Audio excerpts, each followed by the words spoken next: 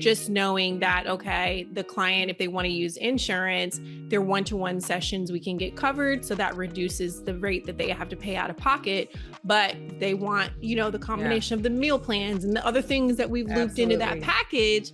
That's self-pay. That's not covered by insurance. So, there are certainly ways to do it. Think about the big picture and what it potentially can do for you beyond the fact of just directly giving more people access to you.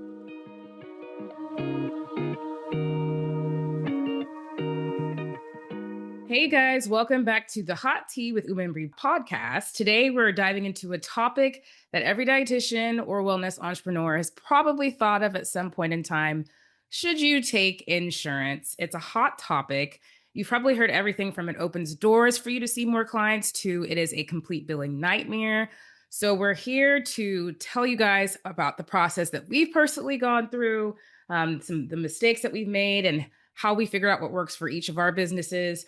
So we're giving you the honest truth about getting credentialed, dealing with insurance companies, and deciding on whether or not it really is worth it for your business now or in the future. So let's get into it. So why is everyone asking about insurance, Bree? I feel like one thing I've noticed personally is since 2020, since COVID, right? It boomed. I mean, it was speaking specifically for dietitian practices. It's like it completely just skyrocketed. Yeah. So what do you feel like the buzz is? What's going on? I think for a long time, there was a misconception that billing for insurance, and you mentioned it earlier, like billing for insurance and like taking insurance was such a huge headache and that you didn't get paid, right? Where, like that's a bit nuanced. That's not exactly the case. You do get paid actually very nicely.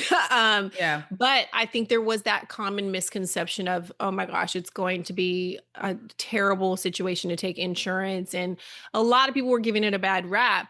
And like you said, since 2020, people started dibbling and dabbling in it. And now you've got more coaches that are talking about, oh, it's not as hard as it seems. Or other people are talking to other colleagues and they're realizing, wait, like so-and-so is doing this. Like, and they told me this process was so smooth and easy. And then lastly, now you have a lot of these larger companies coming into place that are, bringing on dietitians. I'm not going to name no names, but some of these larger companies that you might see ad fors, venture capital companies that, they got big pockets, big funding, and they're bringing on dietitians and it's even in other spaces as well, and not just dietetics. It's also in the therapy space. You'll see them they're all over, and they're saying, oh, we'll bill insurance for you. You don't have to worry about it. We got it covered.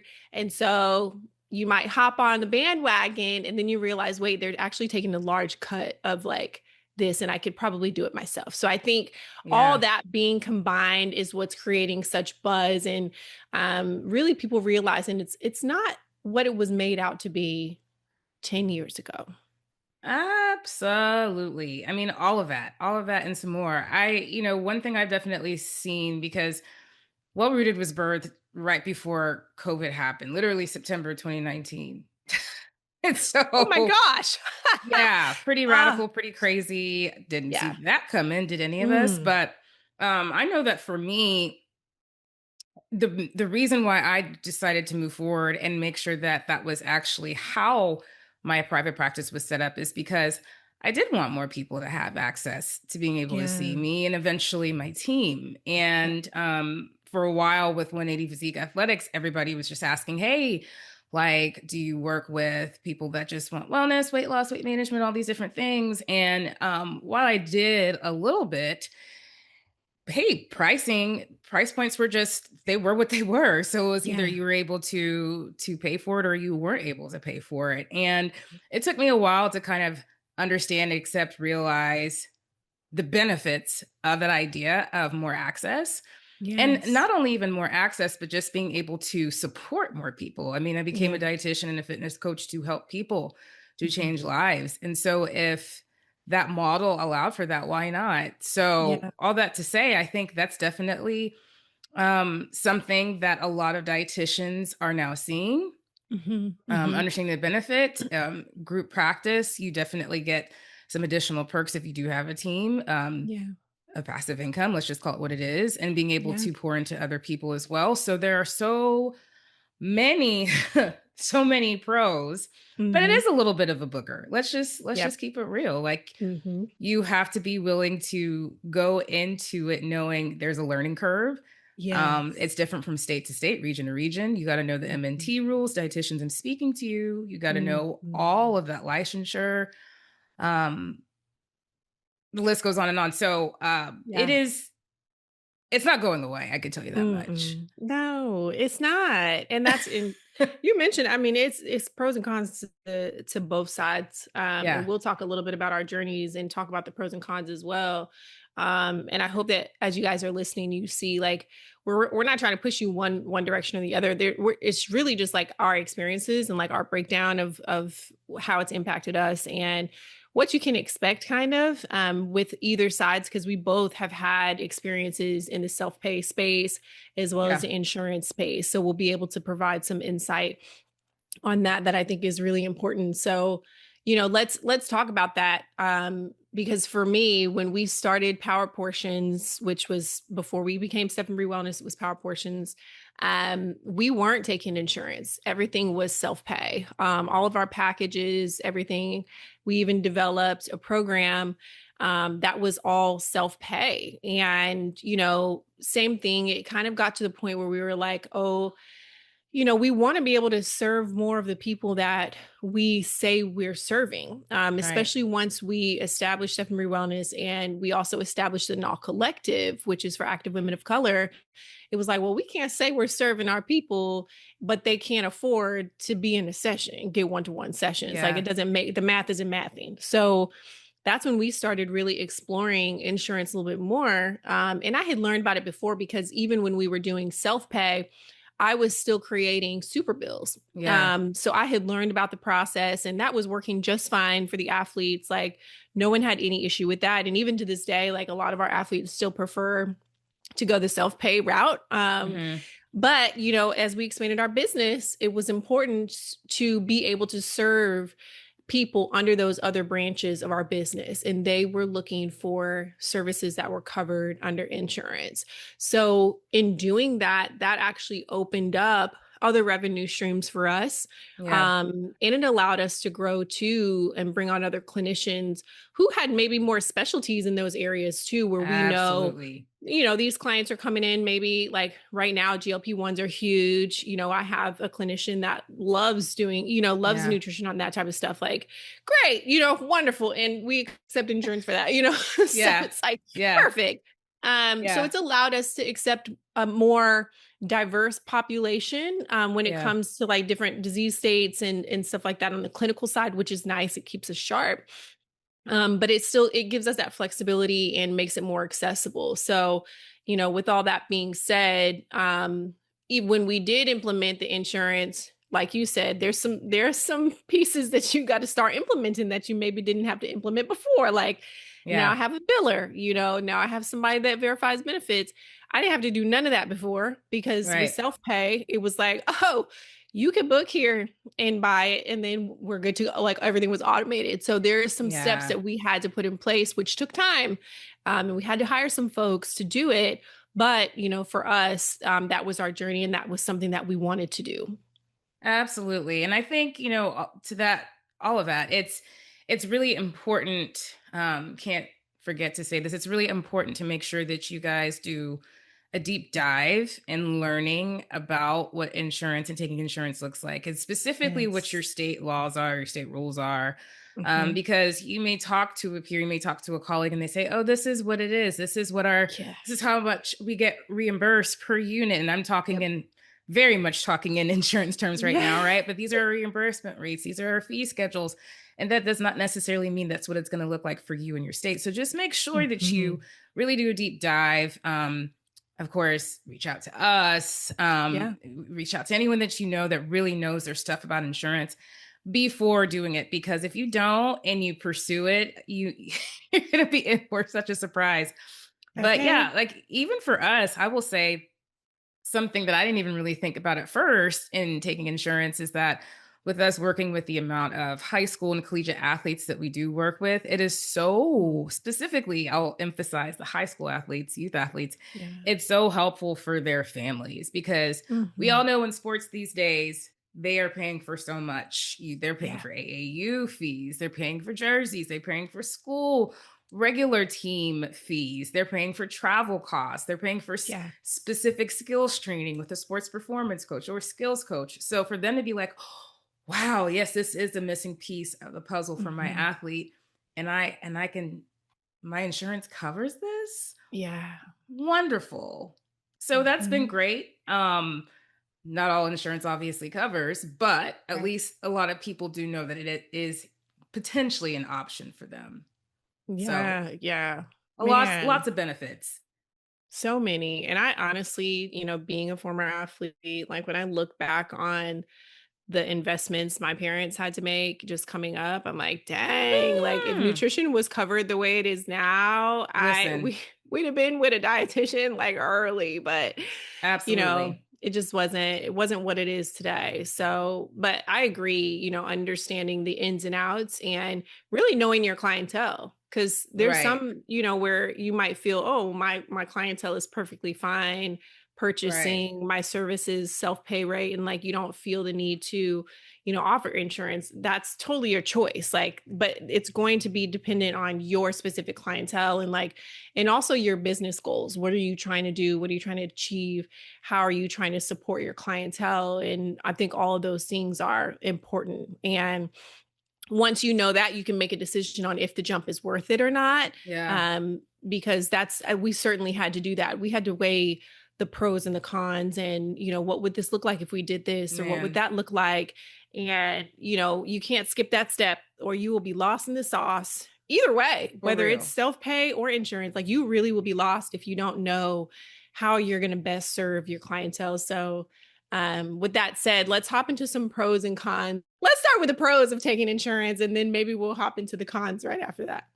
Yeah, I mean, there's a lot of pros. I mean, I will say that specifically as a sports dietitian, I can't tell you how many times people are like, you're not going to get paid your worth, or it's not worth your time. And I was always of the belief of, no, completely opposite, completely wrong. And it depends again on the populations that you serve in sports, right? In performance. But yeah, Yeah. that more access, right? More access, whether it be um, athletes, fitness focused individuals, just wellness focused clients, you get more access. It's free marketing essentially, because Yeah. now you're automatically listed on all of these different insurance providers' websites, right? And so they Mhm. can find you. I can't tell you how many times we Yeah. get just people reaching out to because they're like, okay, I found you on my network. You're in network, right? So free Yes. marketing is always nice.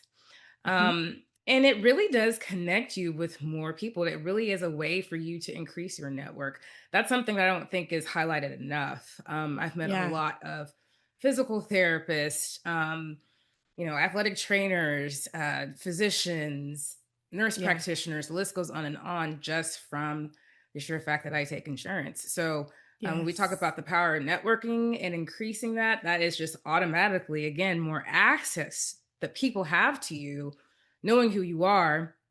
And then I Yeah. can't tell you how many times that leads to other opportunities, right? So Mhm. that's another pro.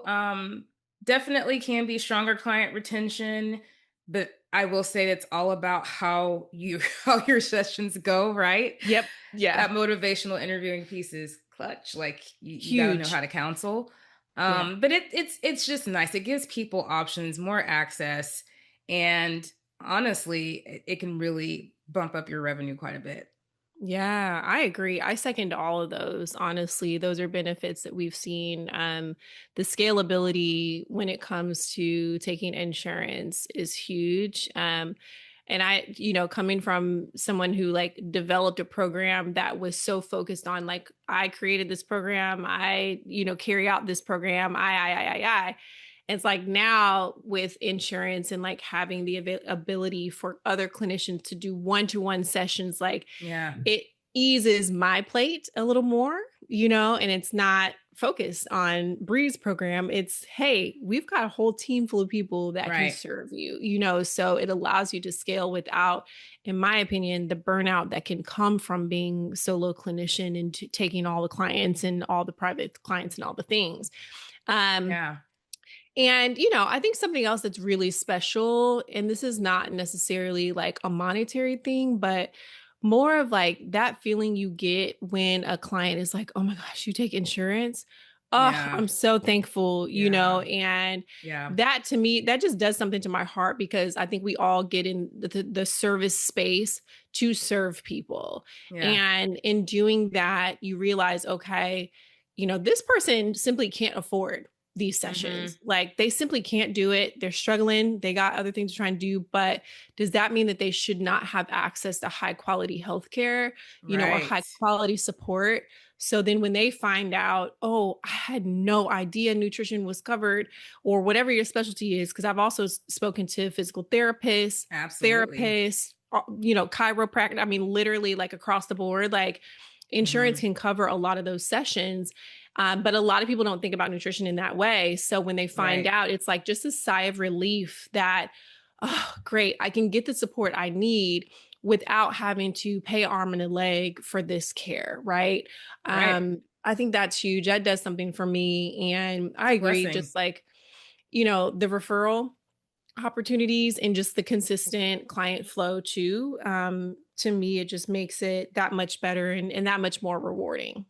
Yes, 100%. I couldn't agree with that more. Like it's a blessing to bless others, to serve Mhm. others. That's what we do. That's what we're about. And to be able to know, I mean, I even remember having a client that found me during all of it and to this day just thanks me randomly. Oh my Yeah. gosh, it was so great to be able to find you. This changed my life, right? Like we Congrats. love all those stories and insurance allowed for Yeah. that connection. So Yes. so let's pivot and talk about the cons though.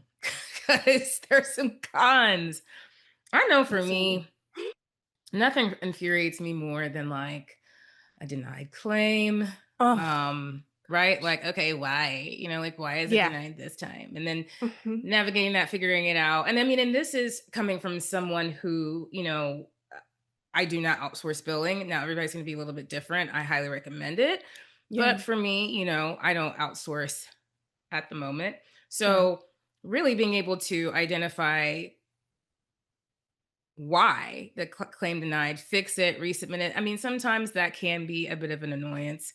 Yeah. And I can't emphasize enough why, going back to my previous point, it's important for you guys to know the ins and outs Mhm. of insurance before you outsource. You want to be able to catch Yes. stuff That because part. if you don't know what to look for, then you're entrusting somebody else to know. And that can just be a whole Mhm. mess and really cost you to lose a lot of money and also, make your patients not so happy. But I Yes. would say that reimbursement delays are another thing. We don't see that often, but I mean, we had a huge overhaul with insurance, one of the payers here, and that caused a lot of issues for a whole year. Oh So gosh.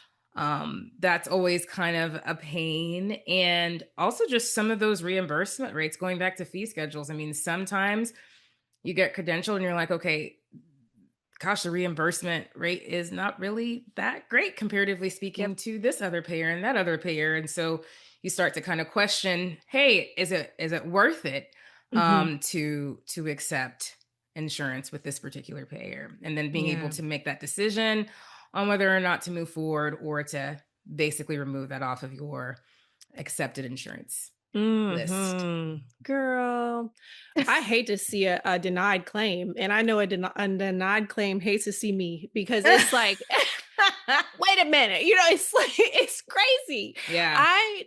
That is a huge pet peeve of mine. And fortunately, we don't have a lot of denied claims. I'm so Yeah. thankful that we don't.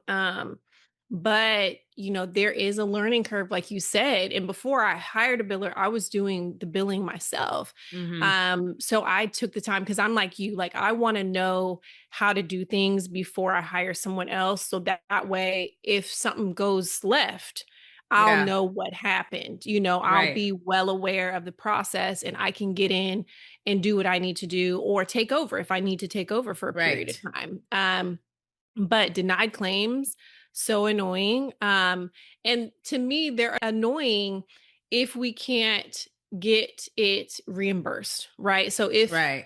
it wasn't a matter of like something being wrong on the paperwork or just, something being an issue that is easily fixable. If it's not that and it's a matter of, oh, this client actually doesn't have these sessions covered for some Whew. reason, right? Now it's like, okay, I got to invoice this client Yeah. for the self-pay rate of Yeah. this session. Yep. And some folks ghost invoices. So that's the other thing too that I did not have to deal with in when I was doing self-pay was having invoices for sessions that happened because I was always like book the package or pay for your session beforehand and then we're good to go with Right. insurance. Once do your brief verification, that doesn't mean that everything that the insurance company tells you is actually correct, right? Like they Right. can tell you one thing when you're verifying, whether from the patient side or from the clinician side, and they very well can turn around and deny the claim and say, oh, actually, it wasn't covered, right? Like there's Right. no streamlined way to know 100% that something's Mhm. going to be covered. And that makes it kind of tough. So then you might end up with an invoice. And if somebody doesn't catch that it got denied right away, maybe you'll have two invoices or three. Right. And now we got a stack of Absolutely. invoices. And nobody wants to pay $1,000 out of pocket. I know I don't. Like I would be No. calling like, do, do, do, do, do. What Right. happened? I thought my insurance covered it. Right. Um, so that's a huge con in my opinion. But again, there are some things that you can put in place to decrease how often Yes. that stuff is happening. And I think that'll be probably on part two where we Oh, talk a little more yes. about it. But there are some things that can be put in place to help reduce some of this stuff that we're talking about. Absolutely. And I think that, going back to systems and the initial setup of your practice, rules, guidelines, making sure that you do have the right language in your paperwork, that you have your patients Yes. and clients sign, make sure it's required to Mhm. sign. Because, at the end of the day, I know for us, like when it comes to those issues, like, hey, we personally tell our clients, prospective clients, you need to verify. Yeah. Because there is so many different things going on, right? Yeah. Like what plan allowed last year may not be the same as this year. And so it takes the Yeah. pressure off of us. It puts a responsibility on them. And Yeah. I always say like it's important for them to be informed, right? So they're coming Mhm. into this experience knowing this is how many covered sessions I have, Yeah. XYZ, ABC, everything in between. And there's Yeah. no surprises. So just make sure that if this Mm. is the path that you take, that you are very thorough in your language, you make it easy. If you do go the route for for your client to verify their benefits, give them a script of what to look for, a form, whatever have you, to make it easy for everybody involved. Yeah. And Mhm. then of course, less control over the pricing, right? Like Yeah. you got to know what that fee schedule is. Yeah. What is the highest reimbursement rate for all of the platforms and payers you're credentialed with? And you kind of have to stick to that, right? Yep. You can't sit here and charge $300, right? Mhm. Per session for an hour. And then all of a Exactly. sudden, the max that you get paid is potentially 180, 190, 200. Mhm. Doesn't Yep. really add up, right?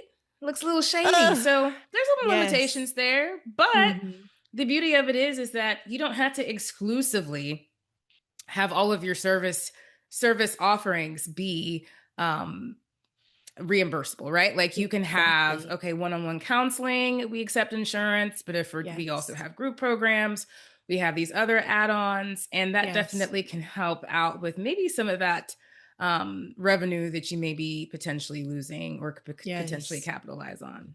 Yeah, that's good. Knowing that you can still offer self-pay Yeah, services, products, because not everything is covered by insurance. right, And if a client decides that they don't want to use insurance, they will still, if they want to work with you, still pay your self-pay rates as well. So packages, like she said, like Uma said, you really can loop in the other things to make it more worth your time, right? Like I right. actually still offer the same packages I was offering before I started Yeah, taking insurance. And absolutely. just knowing that, okay, the client, if they want to use insurance, their one-to-one sessions we can get covered. So that reduces the rate that they have to pay out of pocket. But they want, the Yeah, combination of the meal plans and the other things that we've looped into that absolutely. package, That's self-pay, that's not covered by insurance. So, there are certainly ways to do it, and I agree that that does make it more worth your time. That was a adjustment for me though, for sure, because I was like, "Wait a minute. Right. These numbers don't look the same." And Right. so I had to figure that out the hard way too.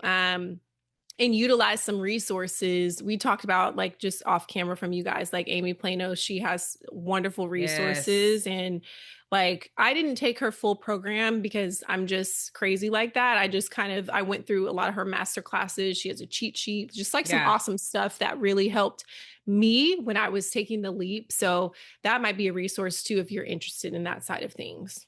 I second that. Shout out to Amy Plano, aka the reimbursement dietitian. I didn't do her deep dive either, but as I mentioned at the beginning of this episode, whenever COVID happened and everything, y'all, if you know, you know, Mhm. everything in terms of billing and coding changed. Changed. And Yes. so I was not prepared for that. I was Yeah. like, what am I supposed to do? What is telehealth codes? This, Yeah. every single pair has a different code and a, modifier. So I definitely was like, listen, the credentialing part's out of the way. My group practice or my practice, private practice at the time is doing well, but I need to make sure it continues on this Yeah. trajectory. Mhm. Teach me what I need to know. And so I'm forever grateful for those handful of kind of coaching calls that we had, and it really was contributed to the growth of my group practice, and to this day just keep growing. But yeah, there's so many great resources out there. Of course, if you guys have any questions, you can send us a DM, reach out to us, and we can definitely provide you with some direction.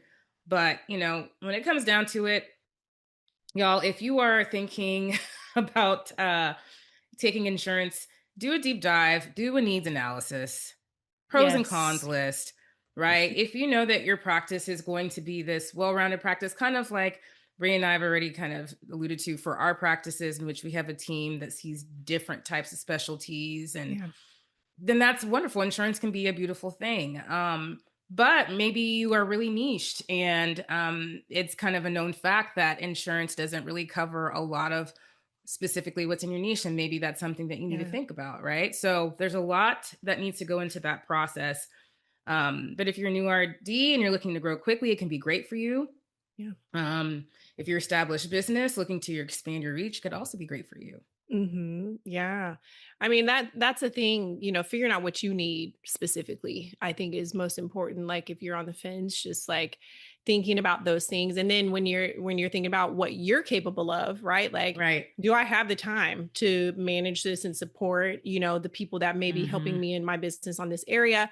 Do I have the time to learn it, right? Because as we said, it's very important that you understand what insurance is all about, the ins and outs, before you hand it over to someone else, right? Like, I know there's some people that don't care to know, but honestly, you need to know the ins and outs of it before hiring someone that can do it for you. I'm a huge advocate of that, Oh because yeah. if, like I said, something happens, somebody retires, they shut down their business or whatever, they just close their company, and you're stuck doing the billing, but you don't have no idea how to code or do any of that type of stuff, you are going to be in trouble. So Right. you need to know that stuff to understand, like, can I dedicate some time in the beginning to actually educate myself on this topic, and am I okay with any trade-offs that might come, right? Like, access, admins, being a clinician, being able to support. Like, you might have to put on more hats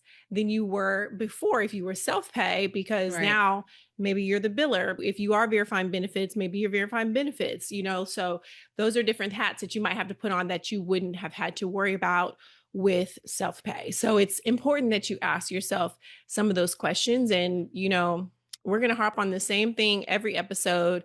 Have your systems in place. We ain't playing.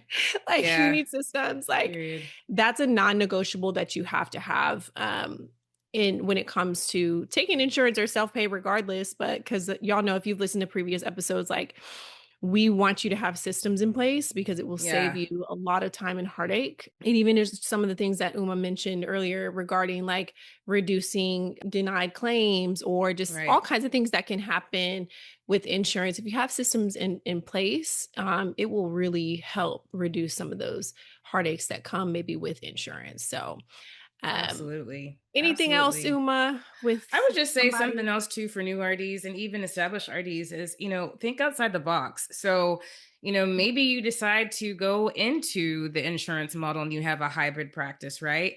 Yep. Think about the fact that you are now that much more marketable. So, since this is our podcast is for Yes. dietitians, sports and wellness professionals of all sorts, you can go into a physical therapist office and say, "Hey, I know that we already have a connection and that we already have this referral, system going. But now I want to let you know that I also accept insurance, right?" And so Mhm. now you have that much more access, and maybe their light bulbs go off because they're like, okay, well, Yes. shoot, this is going to help out a significant amount of my clients and my athletes Yeah. and my patients. So think about the big picture and what it potentially can do for you beyond the fact of just directly getting more people giving more people access to you and your Yeah, team. absolutely. That's such a good point. Because that's huge. Yeah, when somebody finds out you take insurance, it changes the whole It conversation. They're like, "Oh, does. wait a minute, you take insurance?" So it's huge. It does set you apart. So, all right, y'all.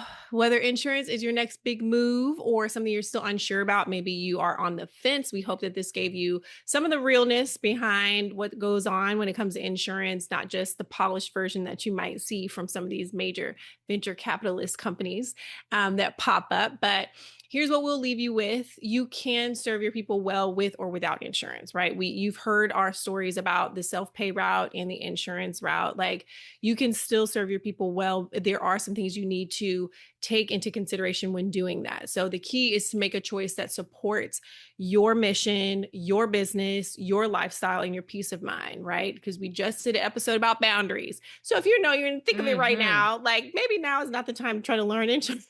Yeah, So, that you part. know, just to keep all that in mind when you're making this decision.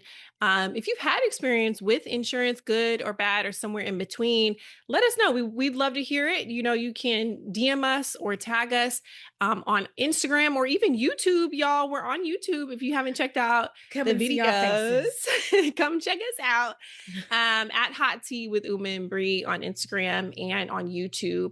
And we can keep the conversation going. So thanks so much for tuning in to Hot Tea with Uma and Bree, and we'll catch y'all next time. Cheers. Cheers.